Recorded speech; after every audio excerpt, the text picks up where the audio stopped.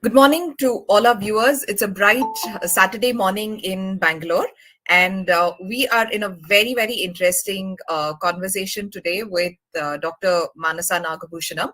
So, with over 32 years of experience as an academician, a leader in education, a researcher, a writer, and a consultant, Dr. Manasa Nagabhushanam wears many hats even in her career. She has headed several business schools as the dean and director, and is currently the director of Ramaiah Institute of Management in Bangalore. And as recently as yesterday, she, on behalf of her institution, accepted the award for the best curriculum design adaptation conferred by Education Today. Heartiest congratulations to you and your team, Dr. Manasa. Dr. Manasa has also been very actively working towards the dissemination of the national education policy. Her articles, lectures, and webinars are much sought after. She's also the member of the Curriculum Development Committee under the task force, which is working towards implementing the national education policy in Karnataka.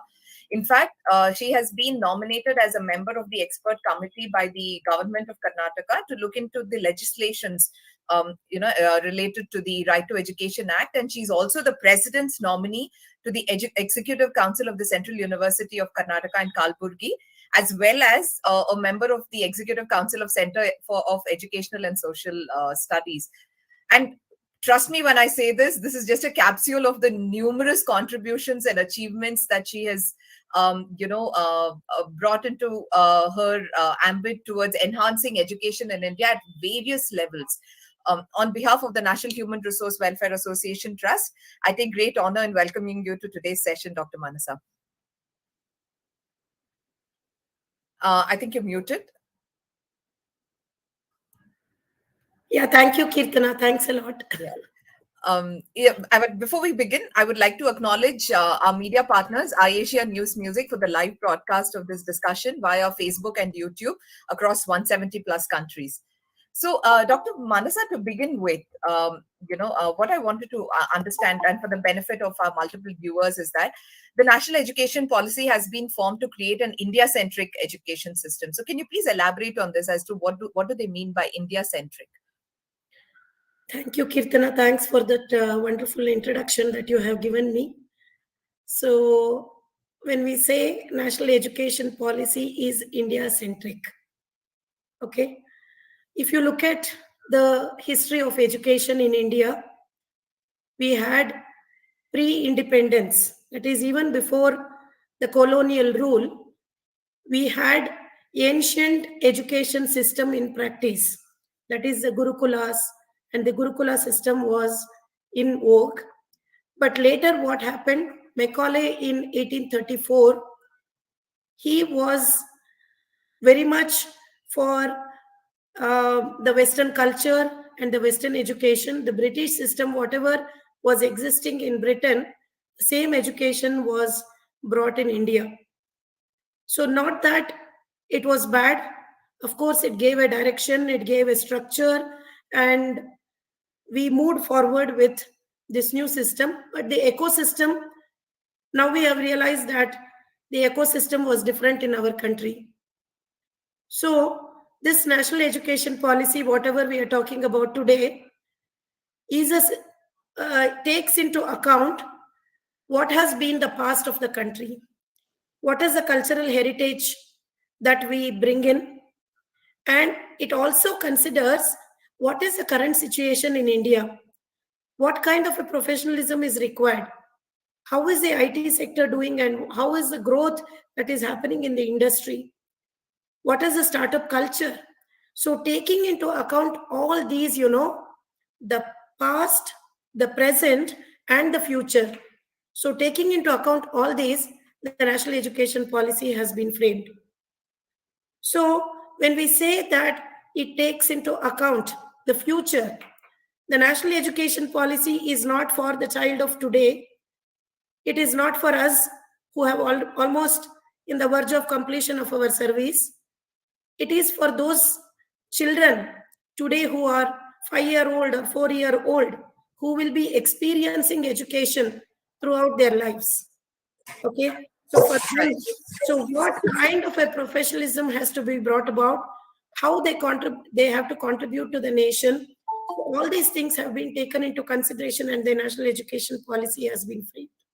So that's why I say that it is more India centric, because the formal structure of education which we had ignored many things, like it may be community knowledge that we have, or whatever uh, different knowledge structures and systems that we had been ignored completely. And even the style of teaching, it was more top down approach. Okay, that is frontal method of teaching was adopted.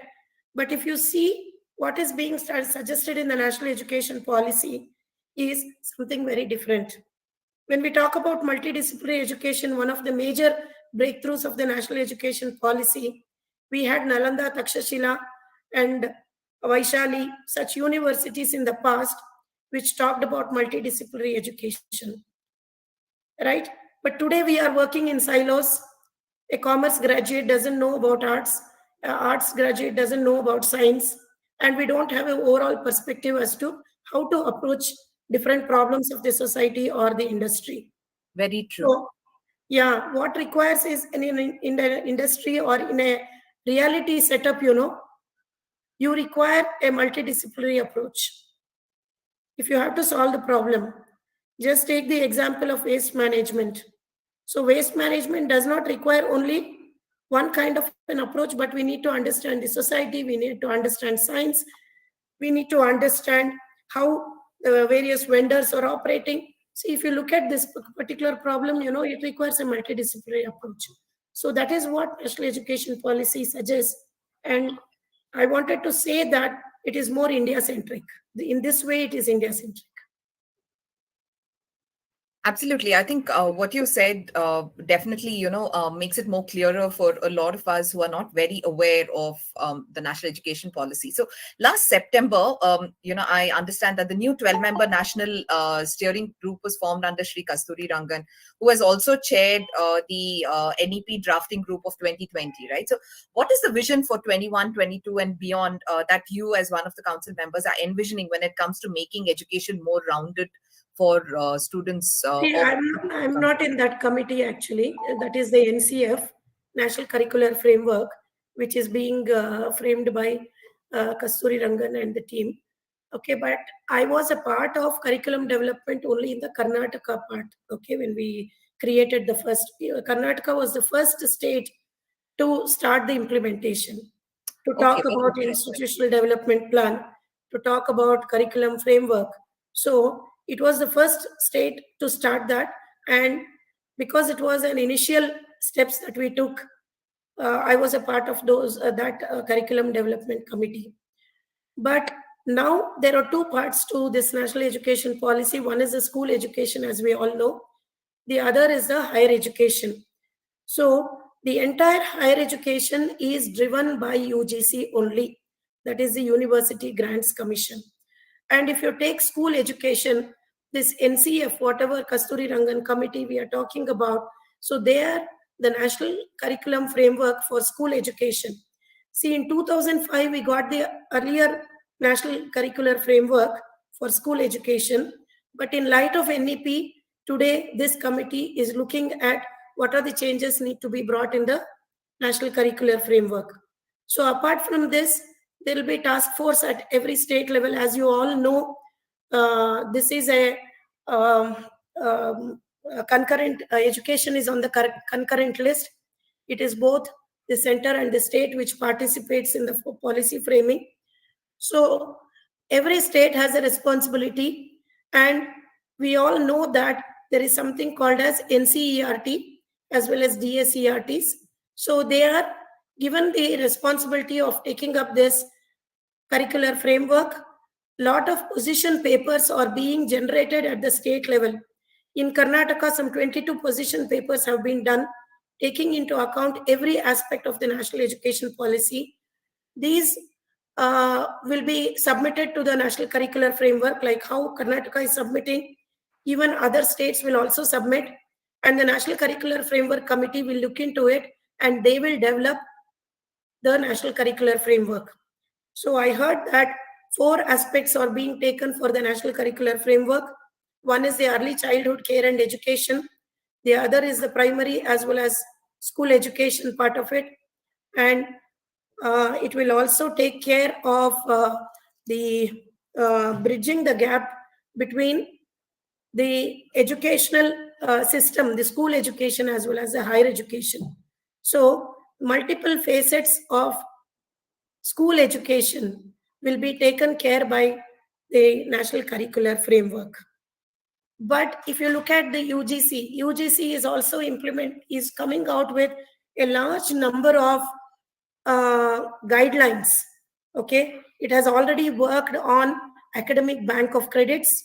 It has already worked on multidisciplinary education. The draft is out and it is on the public domain for public to react on that.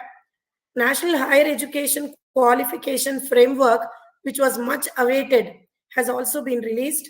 So, this includes National Skill Qualification Framework and National Vocational Education Qualification Framework. Institutional development plans as a part of governance of these institutions was one of the major things. So, that has also been done. International education guidelines has also been developed. So all these are for public debate, and I can say that this is one of the largest democratic process that we have seen in our country, whether it is a national education policy or it may be the implementation of the national education policy. So in both the cases, the public participation is made a very, very important dimension. So that's how a nationwide feedback is collected on every document that the UGC releases.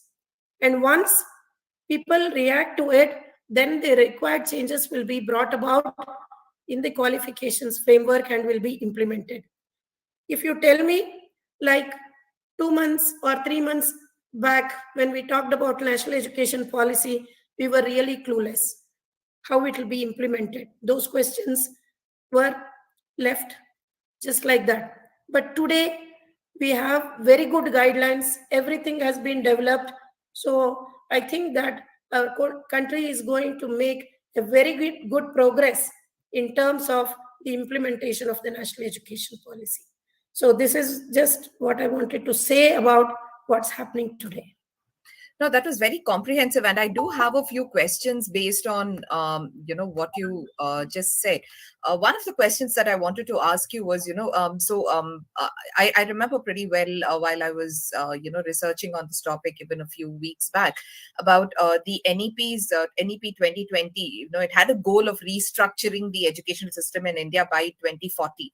So they've given themselves like a 20-year timeline, and you said a lot of these policies are now up for public debate. So, would you be able to share like a few things that we can likely expect to see in the near future? To begin with. Yeah. So then I have to tell you what are the policy points, basically. if they are open, yes, it will be interesting. No. I'm talking the education policy is already there. So these are only the guidelines as to how to implement. So the education policy, if you look at the school level, there are certain major changes that have been brought about. One is the structure of education itself. Whatever we had that 3 years of ECCE, now it has been made 5 years of ECCE. That is early childhood care and education. So it brings even the Anganwadis into the fold. See, earlier Anganwadis was treated very differently by the health sector. Today it becomes a part of the education sector. Okay. That is one big change which we would be looking at, that catching them very young. Okay, children. So from there itself, they're working on what is the foundational literacy, what is foundational numeracy, what are the changes that has to be brought at a very early age.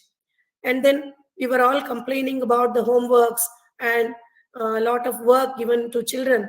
So national education policy has announced bagless days wherein children will not carry any bag. So education is going to become more experiential in nature rather than becoming only knowledge based, giving only one side of it, because today outcome based education is what is stressed upon. The entire policy, right from school education to higher education, talks about only outcomes. What will be the outcome? So, if a student is graduating from my institution, it is not that what marks he scored, but even the marks he scores, should be a reflection of whether he will be able to perform after leaving my institution. That's very true. So that is outcome based education. So we are talking about outcome based education at all levels. So we are looking at what the children need to become rather than what they need to do today. Okay. So keeping in mind, we are re-engineering the whole thing. The education system is completely re-engineered, taking into account the outcomes that we need to achieve. What are the graduate attributes? Okay. So looking at that, we are working backward, and that is one of the major shifts that the national education policy brings in to our country. And apart from this, in the higher education space, there will be a major restructuring of the institutions. There will be only three kinds of institutions. See, all these years we had multiple institutions, like we had autonomous institutions, we had funded, what is that, deemed universities, and we had state universities, central universities, affiliated colleges. All this structure, there's a major structural change. So you have only two nomenclatures for the university. Either it will be a research university or it will be a teaching university. In research university, the major focus is research and teaching is less. And in a this one, what is that? Teaching university, teaching is the major focus, and research will also be a part of it. Okay, so this kind of a structural change, and then affiliation system will be. We are giving away the affiliation system, and it will become all autonomous institutions. So you know what kind of an autonomy, how does it help the institutions? Autonomy helps the institutions in creating their own curricular framework. It helps the institutions to choose their innovative styles of methodologies, their own assessments, way of assessments, because all these days it was examination centric education what we were doing, but now it is a learner centric education that national education policy. So like this, if I keep talking, there are many such changes which have been brought about. Okay, lesser curriculum content, but more emphasis on experience, more emphasis on learning. So these are some of the aspects that national education policy brings about. This is as a parent to two young children who are still like at the primary levels of school, I think this is a very heartening thing to listen to, because definitely children today are exposed to so much of information, and this is, I'm talking about right from their childhood levels to children who are there in college and university today. So the amount of information that they get from various sources is so much that and the kind of jobs that are available in the market, the kind of entrepreneurial experiences that we get to listen to and see is so wide that everywhere there's an opportunity to make a career out of it. So I think this kind of a very rounded and inclusive education system is very, very important. So that brings me to my next question. But before that, I would request all the participants and the viewers who are there across our multiple channels, including those who are there on the NHRWA panel today, I request you to kindly keep your your questions for a little later in the session, because we might miss out on your questions if you ask them during the conversation. So I will make an announcement, and then you can start sending in your questions for Dr. Manasa to answer. Thank you very much. So Dr. Manasa, one a specific question that I had to you, and which is of very personal interest to me as well, is what are the specific steps that are being taken to bridge the gap between education in the government schools versus the private schools, especially considering the fact that at least in Karnataka, I have personally heard of several government schools that are being closed in various districts, including in Bangalore. While private schools are mushrooming, and there's this massive gap, especially in the fees that parents pay. So and I'm sure it's not just it's not just the quality part of it. There must be a lot of other things as well. And as I'm sure you're aware, private school fees in Bangalore is just skyrocketing. by the year. So, how do you envision this? And do you think there is some kind of a check or some kind of a respite that people are going to have? And are we going to see a quality-based education coming back into government schools and seeing more of them mushrooming around the country, state? Okay, with respect to this, as I told you, national curricular framework becomes a very common. It is going to become a common thing for all the institutions. Okay, even with respect to languages or whatever.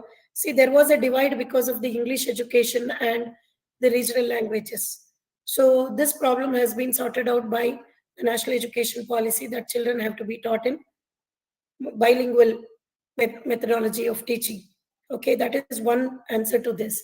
So I can tell you that I myself have worked with government schools, and we developed 7 case studies of the best government schools both in Kerala as well as Karnataka.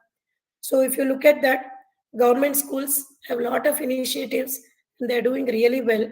But only thing is, it required the infrastructural support, and then it required. But now there are a large number of NGOs which are working in this space to promote these institutions, and then even the alumni of those schools, they come back and they give back to their institutions. So such things are happening in schools. We want that divide has to be reduced in future. See, it is basically a mindset issue that parents do not, they think that whatever appears, the tangibles, based on the tangibles we go with these schools. And then if you look at what is in the core, okay, is very, very strong. Very recently, I had visited a school at Chikbalapur, and then we did some kind of a orientation to the children. But I could not find that the children are no less than anybody. So that's how they are also emerging. So as the industry grows, lot of rural manpower and the government school children also come into this fold. Okay, so there is no need to close these government schools, but now already some of the schools have also introduced English medium.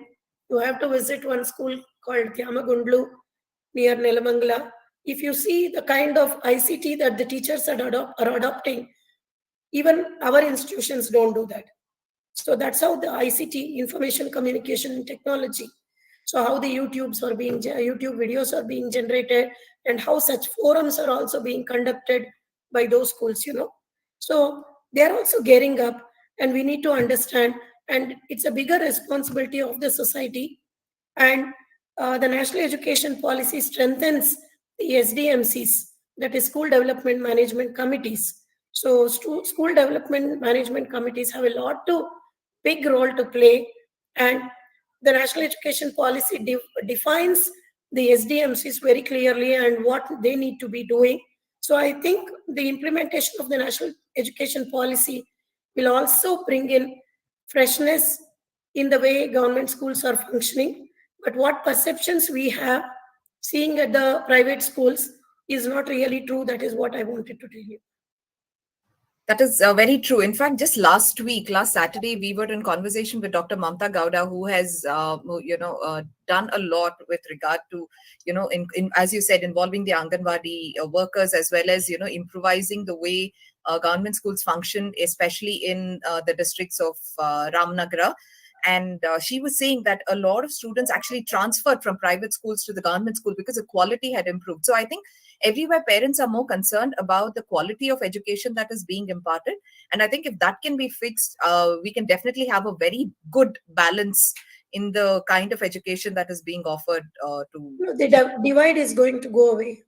That's very heartening to hear. That is what is expected. Wonderful. So now coming to you've been the head of several management schools. I can't even count them.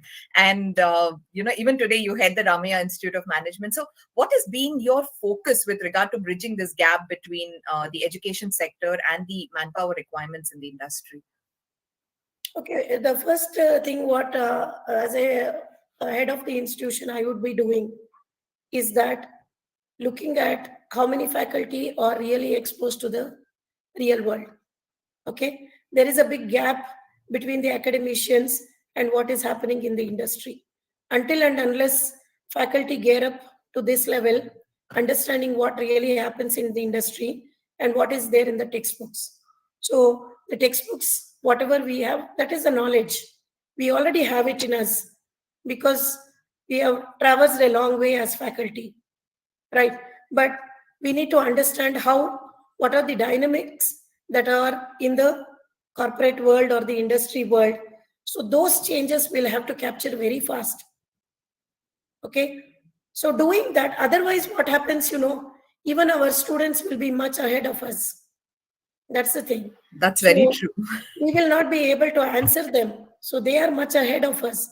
So until and unless faculty engage with the user systems, maybe the industry, maybe the government, maybe the non-governmental sectors, or whatever institutions that are there. So until and unless they engage with them, they cannot bring to the table the best of best what is required by the students. So we do a lot of things actually. We have some industry council being established, and the industry members constantly come and review our curriculum. We have a lot of brainstorming sessions with the industry to change the curriculum, So that kind of a interaction with the industry is very much required. So until and unless we do that, it is going to be a very big gap. We have been talking about industry academia gap, but I feel that most of the institutions do not know how to engage because we work from semester to semester, just keeping examinations in our mind. See, examination and assessment is a part of the whole culture, right? It has to happen like any other class happens. So if we give more importance to the examination, if we don't have micro plans being developed for the delivery in the classes, right? We will be working on, because everything will be a jugaad in such institutions. That's very true. So what I suggest is, I constantly appeal to all the faculty every time that you make your work easy. You make your teaching easier. You just connect with the industry. Don't go with the text. Don't go with the concepts. Go with the live examples and then connect it to the concepts. That is the way we have to do it. And then if we don't do consulting and research for companies, then we will not be able to deliver what is required by the students. So every faculty has to connect to the user systems, industry. They'll have to work on live projects. They'll have to do it. Only if they do it, then you can bring back this one.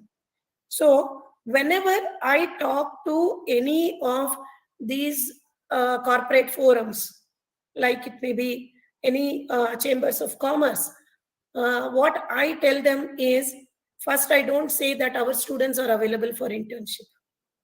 I will just say that our faculty will work with you on real problems. Wonderful. Okay. So first is, our faculty should work with the real problems, and our faculty always have a good rapport with the students. They can take the support of the students and do it. So if you it's an escape route. If you don't allow the faculty and send the students, we are not aware what the students are doing there. Until and unless we capture like this, I think it is going to be very difficult. That gap between the industry as well as the academia still continues. So we'll have to find out meaningful ways, innovative ways of getting along with the industry. So what we have done is, 10% of the course will be taught by people who are working on the fields, that is alive, whether it is in the corporate or government or non-governmental organizations. So that kind of a flexibility you need to bring about, and then allow the faculty to empower them. Because what we are doing is, generally we find in all the institutions, they are bothered more about the regular processes. See, establish the processes correctly in the institution, and faculty will have a lot of time to all these things. See, today we are not measured by what are we teaching. We are measured by outcomes. So what are the outcomes? So we need to think, what are the outcomes for the faculty? Until and unless we do that, this bridging of the gap becomes very, very difficult. So I think that we do the same thing, and then we put everybody on the live projects. It is an embedded system that we have, whether it is empirical projects or any other industry projects or summer internship program. See, that disconnect has to be avoided.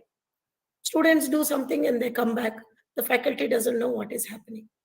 Right. So having a very good student faculty ratio is also very critical in this, because if we have 80 students versus one faculty, 40 students versus one faculty, it is not possible. We work on a 12:1 basis. For every 12 students, there is one faculty. That is the ratio that MS Ramaiah has it. So that's this, this will have a very positive impact, because more faculty are there to cater to the needs of the students. So this kind of bridging of gaps, we need to find out what are those innovative ways. I have worked on many things like the quality circles within the institution, how industry will interact with them. And I constantly interact with the industry for everything. Okay, until and unless I do it, my faculty will not do. If my faculty won't do, students will be totally left in soup. That's so very instead true. of that, it has to start, especially in this case, we have to have a top-down approach. That's very true. And in fact, I think considering the kind of exposure that even high school students have before they get into university and pre-university, I think it's very important that even schools start bringing in a lot of people from the industry who can talk at their level and introduce them to real world concepts at their level, because then they can start making decisions about the career that they want to choose, or the career path that they want to follow, in a more informed manner. Yeah, that's a very pertinent point that you have stated. So but there are one thing is, see, academic thinking is very different. Industry thinking is different.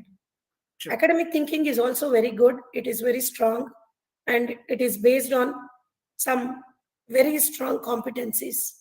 But only thing is, we don't have that connect. Industry, they are quick in decision making. They take decisions like this, and they want to capture the market. So whatever it is, whatever achievements, that is, they work from, I always say, they work from quarter to quarter. We work from semester to semester. Okay, so they are bothered about their profits, and we are bothered about our students' examinations. So both will have to change. Okay. Correct. Yeah. So industry has to accept the academics. Many a times, when we have met some industry people, they say that if you are an academician, we don't want you to do any work for us. We want, see, I've been a researcher have worked on many corporate projects. So the first thing when I say that I'm an academician, immediately they say that we don't want academicians to work on our project, because academicians make things more complex. What industry wants is everything has to be made simple. Correct. So we have to move from complex to simple. But of course, our faculty have learned complex things, but they need to understand how to make it simple. Right? So these things, these dynamics, if we have a very good match between these two, it is possible. Welcome that industry members come to the academia, but at the same time, they'll also get groomed with all these whatever requirements. So within the institution also, the lot of fixed thinking is there. Those walls, we need to break. So once we break these walls, I think it will be very good that you can have a very good interaction with the industry. Absolutely. So one more very pertinent one. So while we were talking just some time back, I did mention about the need for students to be made more aware about the multiple career opportunities that are available, right? So do you think a lot of vocational training should be made part of the regular curriculum in any sort of high school environment, just so that they're more industry ready? Yeah, now once again, if I have to go back to the national education policy, all these years vocational education was not in the mainstream. We had a number of diploma courses and all that, where you focus more on vocational education, and then it was separated from the mainstream education. So now the national education policy clearly brings vocational education into the mainstream. Okay. So the multidisciplinary education starts at 9th standard, 9th, 10th, 11th, 12th. not in the undergraduate level. Multidisciplinary education starts at 9th standard, plus the skill integration will also happen. So we also have this national skills framework. When we talk about this multiple entry exit system that has been introduced by the national education policy, the first year, it is more about skills only. The student can quit the institution after 1 year with a just certification, and he or she can start working. So from skills to research, from skills to knowledge, knowledge to research, that's how this progresses education. So skill is the basis. It has been made as a foundation now. So at a very early age, especially why skills have been integrated is like, if you look at the rural sector, wherein children, drop out very fast because of the economic requirements. So taking into account all these, at a very early age, skills have been integrated. And also, some of the areas, for example, if you can take some North Karnataka region like Rabakavi, Banahati, and these places where weaving is one of the important practices there. So this will be taught formally in schools. So they're trying to find what is that area specialization, and that has to be brought in the school framework. That's very So wonderful. that they will be equipped to start early. Okay, so this multiple entry exit system in higher education can bring lot of good things to the students. So in terms of, like, 1 year you can exit, 2 years you can exit, 3 years you can exit. If you want research, you can do 4 years. If you want masters, you can do 5 years, and you can also continue with your PhD. So Fantastic. those who are highly focused on research and knowledge, you can keep continuing. But if you are very good at skills, we have seen many of them, even dropouts, they are very good at those skills. So number crunching, using of Excel. I know people who do number crunching like anything. None of the college graduates are able to do it. How is it possible? Because they have that kind of a skill. So these skills start early, and see, there are two types of skills. One is disciplinary skills, and the other is the transferable skills. Transferable skills are across all the domains, which is required, which is they can live. Just start. This is only about Atmanirbhar Bharat, or whatever self-reliant, what we have talked about. Taking that into account, this kind of a system has been brought about. So I think vocational education comes like this along with the regular education. That's very heartening again to hear. So I have one more question. After that, we will be opening the floor to questions from the audience here. So while there are, again, dime a dozen career opportunities that are available today to, several students, yet a lot of students given to parental pressure, and there are, we do, I mean, I personally also know of a lot of cases where children are being forced to take a particular career path out of peer pressure and parental pressure. So do you think it's high time that, irrespective of whether it's a private school or a government school or a public school, do you think it's high time that they start having active counseling sessions for the students and the parents on a one-to-one basis, at from the senior school level onwards, so that they both are conditioned and ensure that the child is happy with what they do as a career and not take it up as a job? Okay, this is, I told you, stakeholder consultation that has been done for this national education policy, and parents were also a part of the the stakeholder consultation. And then, see, how the parents are reacting is based on how the system is working. So they react to the system. When once the systemic changes are happening, the reactions are also going to change. Correct? So when you are opening up this multidisciplinary education, there is a plethora of opportunities for the students. It's all basket of courses that we are offering. It is not one course. So there are multiple things. So there is no force that the parents can make. Now we had only the silos that were built among between these courses. BA, BCom, BSc, BE, MBBS, like this, this kind of silos were built. when you remove those silos, naturally the thinking at the thinking level, when you offer a choice, then parents also start thinking like, so that can happen. And another thing is uh, taking parents into confidence, and then uh, telling them what is there in the national. I have already conducted some webinars to parents also. Okay, many organizations conducted webinars to parents regarding the national education policy. So the parents' mindset has to change. Okay, and it is going to change because of this kind of a openness that is being built. Okay, an open system will always build an open ecosystem, right? Right. So I'm sure that that kind of a mindset change is going to happen. The system was very closed. That's why we drove the parents to think in a very closed structure. When the system opens, naturally we will drive the parents to think in a very open manner, right? So I'm sure that these changes are going to happen. The parents' mindset will also change. And the sciences now, earlier there was a point in time where BSc was not at all opted. I was working in some colleges where we had to close BSc course. Okay. Okay. So BA course had to be closed. So everybody flocked to commerce kind of thing because of the opportunities. Right. But today it is not like that. When you have a general skill that is being imparted, students are today, see, we are not teaching even to the millennials. We are teaching to the Zoomers Right. who are born with all the technology. So they are starting with the technology. So that's the kind of students that we have. So they are very fast.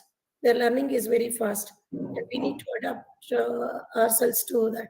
So many experimental schools have also come, and they are also doing such experiments at a very early age. Okay. So bringing into fold all these experimental education into the normal course is the activity that is happening now. So I think things will change, and the parents' mindset is also going to go positively towards the children's choice and not their pressure. Great. So, Dr. Manasa, we have a question from Mr. Venkatachalam R, who's currently there on our discussion here today. He wants to understand if you can highlight on the higher education and how the job orientation programs can be effectively implemented in our country. When we say job orientation programs, are we speaking about vocational courses? That is one thing. Uh, See, actually, it is a responsibility when we make an institutional development plan. Okay, now, whatever we are talking about, institution development plan, and this institution development plan is a phase wise plan.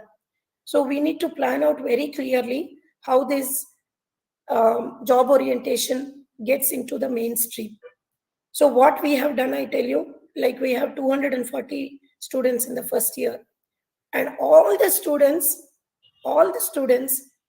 will be working live with the startups. Okay, all the 240 students. Okay. So it is not as a summer internship project, but it is in the course. See, like what happens, reduce your curriculum burden and allow opportunity for students to get that kind of an exposure. So only if we do that, it is possible. I think we can build a large number of job orientation programs within our own courses. We can do it, and nobody stops you to introduce any certification course or all these. We have myths that whatever university says we'll have to fix to the structure. It's not like that. There are many things that we can do. Even NAC, National Assessment and Accreditation Guidelines, will also say that how many job oriented courses you are doing to the students.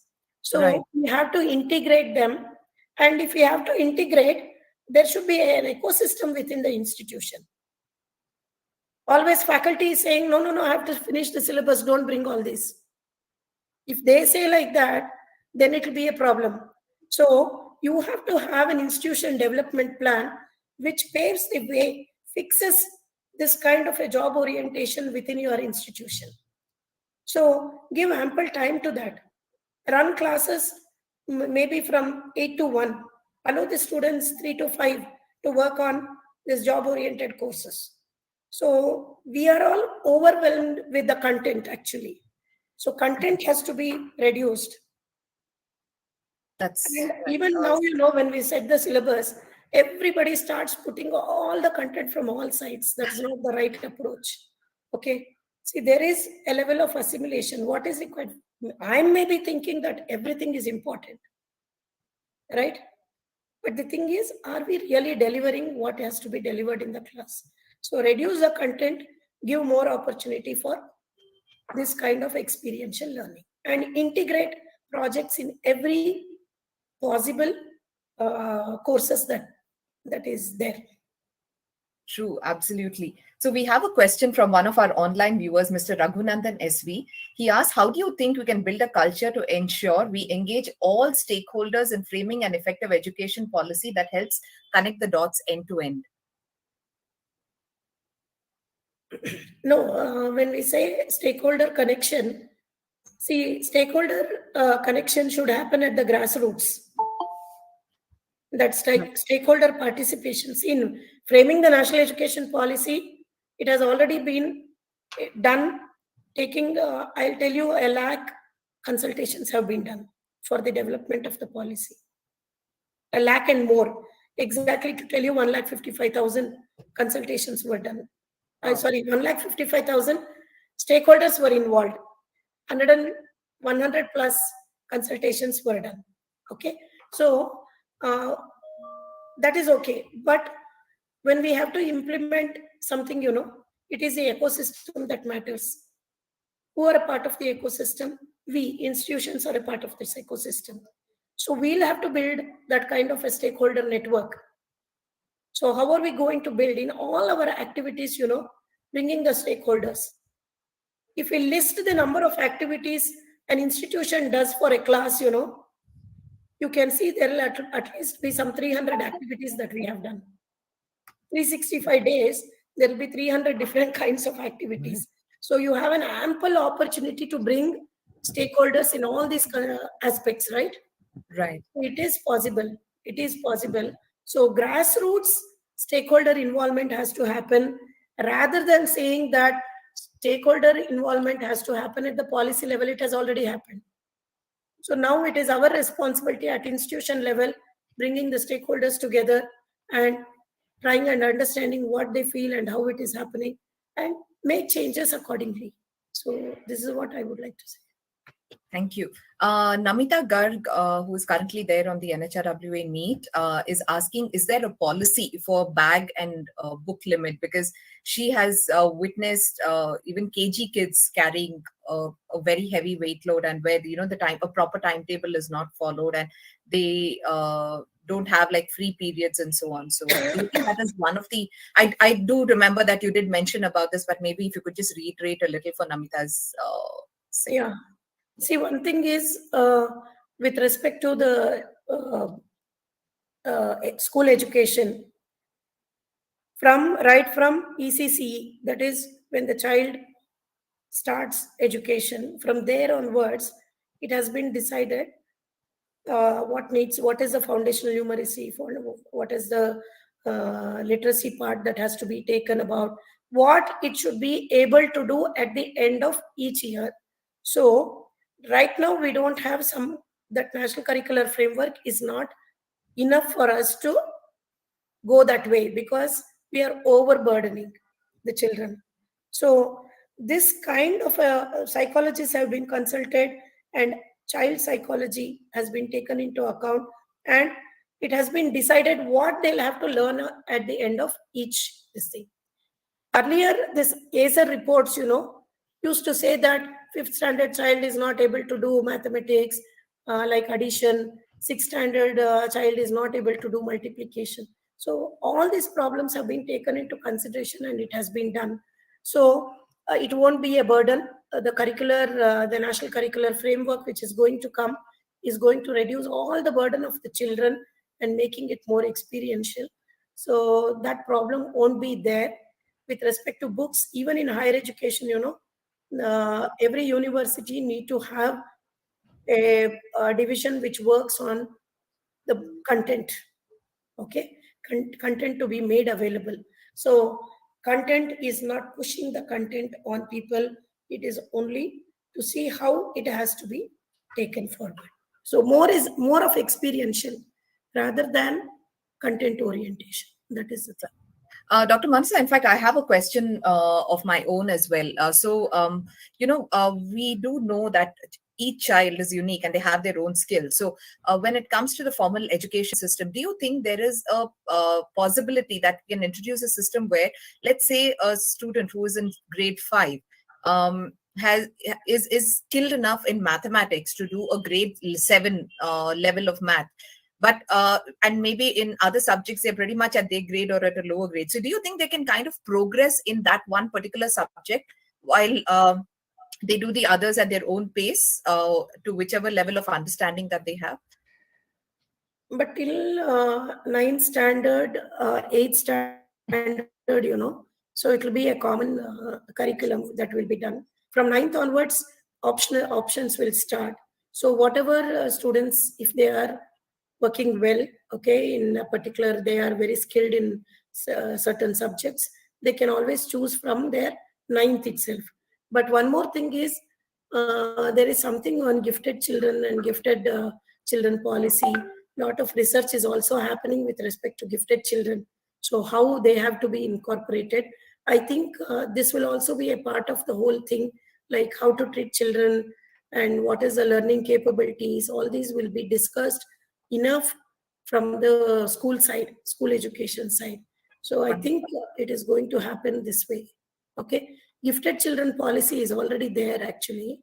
So there are certain, if children are multi-talented or extra skilled, promoting that. See, experimental schools will have to come. If you do experimental schools, Right. experiential schools, then promotion is possible this way. That's nice, and I See, like the way you said it. I'll tell you one thing, until and unless our teachers are sensitized in handling this policy, then it will be very difficult. Teachers will have to be sensitized. We know how teachers operate. Not all, I'm telling, but at least those who are used to the older traditional structures, so they operate in a very different manner. So this kind of transformation has to happen in the teachers. So we are running short of time, so I'm just going to take one more question. This is from Professor Sundaramurthy, who's from Vemana Institute of Technology Industry. So he says that the industry keeps complaining that students are not industry ready. So what has the industry done to bridge the gap? Uh, See, industry normally provides for training opportunities. So they take the students for internship and then convert them into PPOs. That system is also there, but it is mutual. That's what I have been telling. It is mutual. So we also need to train our students suitable to the industry, because we had a lot of employability issues all these years. And then from our end, we need to do, and in campuses, we'll have to work with at least few companies who are working from the campus. So this kind of a culture has to be changed. So it is not at campuses, we need to have industries who are working, who will support the students. And in industries, they'll have to give at least a 6 months time for them to get adjusted. And these policies, HR policies, will have to be very lenient for the first 6 months. What we have observed is that many students who take up jobs, they quit the first company. When they join, they quit very fast because they cannot get acclimatized to the new situation. So academically it was very different, organizationally it is very different. So companies will have to insist, the companies, to create a policy of the first 6 months. Whenever you do campus recruitments, the first 6 months will have easier ways of doing. Training has to be embedded properly, and then make them get accustomed to the whole system and then take them to their roles. If you start putting pressure from the first day, our students face the same problem. The companies put pressure right from the first day. That's not the right thing.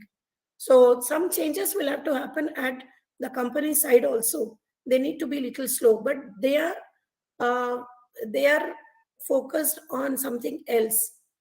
That's why they go with this kind of an approach. So but it's always good that when companies take the students, otherwise bring the companies much earlier to the institutions, work with them, let the students understand the culture. That's why we need to do everything hands on. So once we do that hands on, then it will be much easier. So our theory of that content driven, examination driven approach is that we'll have to break. Okay, Sure. we'll have to go experiential based, and then we'll have to look at more opportunities with the industry and the stakeholders. Thank you, Dr. Mansa. In fact, I'm sorry, we have a lot of questions. So I'm just going to take two more and extend this session by another 5 minutes maximum. Sunanda Mysore from our online, one of our online viewers is asking, has the education department liaised with teacher training institutions to bring about a change at the foundation levels in terms of teachers understanding the philosophy of education? Okay. So one thing, there are a lot, many things that have been suggested with respect to continuous development, continuous and professional development of teachers, actually in the national education policy. Okay, and the B.Ed course which we were having, which was totally in silos, that is going to get integrated with the mainstream education. So that is also there. So like how we offer commerce, science, and arts, similarly education will also be offered. Okay, so NCERT is working on this particular aspect, that how teacher training has to be done and how teachers will have to be equipped to deal with the new kind of an education system, new mindsets of children. Okay, that is being worked upon. But the thing is, until and unless we make attempts in our own institutions and do it, it may not be possible. Let us be the early birds and start in our own institutions. But naturally, from the top also many things are going to come, and then this kind of a shift is going to happen, because there is a separate section in national education policy on professional and continuous development of teachers, because teachers are the key, right? They are the ones who are going to tell you. So it will happen. Absolutely. And our last question, Vandana Prasad, who is there on the panel here today at the NHRWA, is asking, what steps are being taken to teach our culture and information that is available in our regional languages? And, primarily what she says is that, as we know, that there's a lot of information and knowledge that is available, which can help us progress and, understand our past better and progress with a more, informed mindset. Okay, Indian knowledge systems, IKC has been an integral part of the whole policy, Indian knowledge systems. And today, if you go through the UGC website or AACT website, so there is one particular tab on IKC itself. It calls all the teachers, students, whoever wants to contribute knowledge in this particular area. Okay, that is one thing. And other thing is regarding language development, as I told you, universities will have a language development center where it promotes all kinds of Indian languages, and then it will take up book writing in Indian languages rather than English alone. That is one more thing. And then with respect to our ancient wisdom and all that we have, national policy integrates this kind of a thing in the curriculum itself. Okay, so many things. For example, now a new thing based on IKS, teaching a course on business ethics, Right. self-management, leadership with Bhagavad Gita and all our systems, whatever ancient wisdom was there. So that has been integrated. So courses will be many certification courses, and courses in the framework itself has been integrated so that we teach our knowledge systems. And you know that the books, history books, have been rewritten. Right. BA history books have been rewritten to bring out the right perspective of the Indian culture. So, a lot of things are happening. So, I think that this is one thing, one of the primary agendas that we had. Okay, reviving the Sanskrit language, and then taking in bilingual teaching, that is mother tongue, encouraging teaching in the mother tongue. So these things, have become an integral part of the policy, and I think it's going to happen in a very, very big way. So we will not be like English oriented and thinking in a different style. But now it's already happening, which I am observing, that how integration is happening in our own courses. We are already teaching on Indian ethos based on these trigunas, and then what is that? This one, Chatur Purusharthas. So like that, that is coming in the classrooms now. So Right. student mindset will have to accept they are doing it. So I think yoga, integration of yoga, uh, well-being, health, all these have come into practice. Thank you very much for your valuable time, Dr. Manasa. It's been a pleasure and an honor, in fact, to engage with you in this very interesting conversation today. I would like to thank Mr. D.S. Ramaprasad and Mr. Narsimha from the NHRWA for organizing this discussion, and the media partners, iAsia News Music, for the live broadcast that this happening currently at across 170 plus countries. And from iAsia, I would like to thank the main forces behind their parent channel, which is in Dallas, Texas. Dr. Krishna Puttaparthi, who is the CEO and head of iAsia News, and Anu Benakati, who is the Chief Operating Officer of iAsia News, and the very dynamic team in Bangalore of iAsia News Music, Vidya Sagar, who is the Chief Operating Officer, Mr. Jayant, who is the head of Creative Design and Technical, Vinuta Jayant and Kishore Bhatia from Dubai, who head the public relations in India and Dubai respectively, and of course the social media managers Anandita and Sagar. So may I now request Mr. Ramaprasad, the co-founder of NHRWA, to please say a few words. Thank you, Keerthana, and thank you, Dr. Manasa. It was an excellent insight and a lot of information which is there, which is very much required, the policies and procedures which has been formed in the government sector as well as the private, and what exactly it is required. The knowledge, as you're rightly telling, that knowledge is not the only thing. Experiential learning, what is very much required in the industry, and as NHRWA.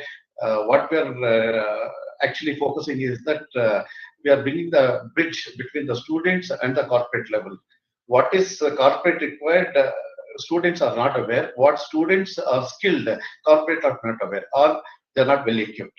So we are trying to bridge the gap between the students, and we are trying to educate the corporate people to come and educate the students. What is your requirement? Based on that, they can come and give. Train the students as per the requirement of the corporates, and see that they are from the day one they start working for the corporate according to the skills what is required in the companies. So this is one aspect which we are doing as vision of NHRWA. We just wanted to bring the rural areas, the underprivileged students. At least we need to touch 100 schools and give free education for deserved students who are willing to learn, but they're not offered to learn from different. And we wanted to give the identify the skills what they are good at, and give the skills in coordination with the corporate or any NGOs and many other organizations in the country. And I'd like to thank Keerthana for an excellent coordination, and she's done a beautiful job as usual. And I would like to thank all the NHRWA members who are presented and give your inputs and thoughts. And anything, NHRWA members, I request any particular topics that you wanted us to cover, or we wanted the industry experts to come into the forum and give some inputs. It will be highly grateful and thankful to all of you. It is not that, say, according to what we need, we think that this is good, and based on that, we are bringing the industry experts. If you have any ideas stating that no, this is the industry which we want to talk, these are the topics which we need to cover, we try our best to bring the expertise and give the right information to the people. And we just wanted to bring build the bridge between the students and the corporate community, so we can all of us put together, we can see that no, the society can be important, we can give something back to the society. So thank you very much. Thank you. Over to Keerthana. Thank you, Mr. Ramprasad. Thank you, everyone present here today, both at the NHRWA panel as well as online. Have a good weekend. Thank you, Dr. Manasa, once again. Thank you.